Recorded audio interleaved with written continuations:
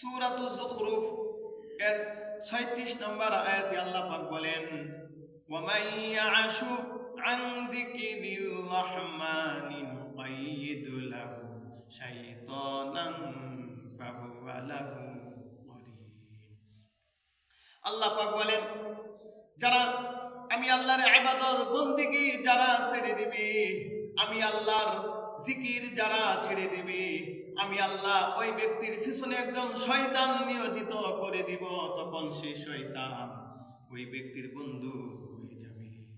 আমরা যারা আল্লাহর ইবাদত ছেড়ে দিব, আল্লাহর প্রশংসা ছেড়ে দিব, আল্লাহর জিকির ছেড়ে দিব, তাহলে শয়তান আমাদেরকে পাকড়াও করে বসবে। শয়তানের কাজ কি?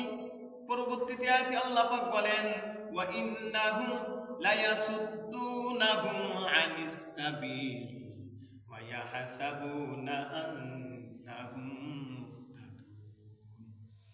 ওয়া ইন্নাহুম লায়াসুদ্দুনাহুম আনিস সাবিল, শয়তান যখন আপনাকে যখন পাকড়াও করে বসবে, তখন শয়তানের কাজ হলো যে আপনাকে ভালো কাজ করতে দিবে না। আপনি ভালো কাজ করতে থাকবেন, কিন্তু শয়তানে বাধা দিবে। আপনি নামাজে যাবেন, নামাজ পড়তে দিবে না। আপনি কোন একটা ভালো নেক কাজ করার উদ্দেশ্যে যখন ঘর থেকে বের হবেন, শয়তান আপনাকে সেই কাজটি করতে দিবে না।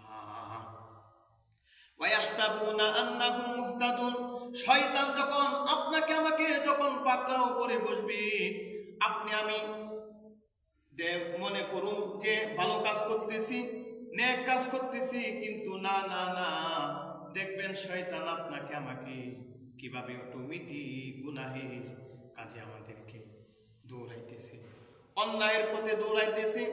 আমরা মনে করব ভালো কাজ করতেছি, কিন্তু না না না। ও বাবা, ও যুবক ভাইয়েরা, ও বৃদ্ধ বাবারা, আপনারা মনোযোগ দিয়ে শুনেন। এক আল্লাহর ইবাদত করতে হবে।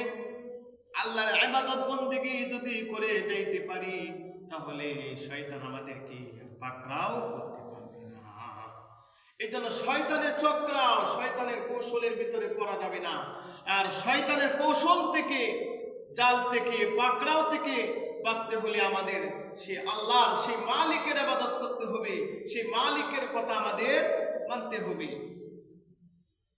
আমরা যখন এভাবে চলতে থাকবো, শয়তানের কথাই যখন নিজের জীবনকে যখন চালাইতে থাকবো, এমনকি যখন আমরা দুনিয়া থেকে যখন বিদায় নিব, হাসরের ময়দানে যখন আল্লাহ পাকের সাথে যখন সাক্ষাৎ হয়ে যাবে, তখন আমরা বলবো, পরবর্তীতে আয়াতে আল্লাহ পাক বলেন, হাত্তা ইযা জাআনা ক্বালা ইয়া লাইতা বাইনি ওয়া বাইনাকা বু'দাল মাশরিকাইনি ফাবিইসাল করিন। এমনকি যখন আমরা হাসরের ময়দানে আল্লাহ পাকের সামনে গিয়ে হাজির হব, তখন আপনি আমি বলুন, দুনিয়ার মধ্যে কেন শয়তান এবং আমার মাঝে কেন পূর্ব পশ্চিমের দূরত্ব হলো না? কতই না নিকৃষ্ট ছিল শয়তান। এই জন্য বাবারা খুবই সাবধান, খুবই সাবধান। যে আল্লাহ পাক আপনাকে আমাকে দুনিয়ার মধ্যে পাঠিয়েছেন তার দাসত্ব করার জন্য, সে আল্লাহর ইবাদত বন্দেগী করি। কারণ আমরা যদি আল্লাহ পাকের ইবাদত বন্দেগী করি, তাহলে আল্লাহ পাক তার বিনিময়ে আমাদেরকে জান্নাত দিবেন।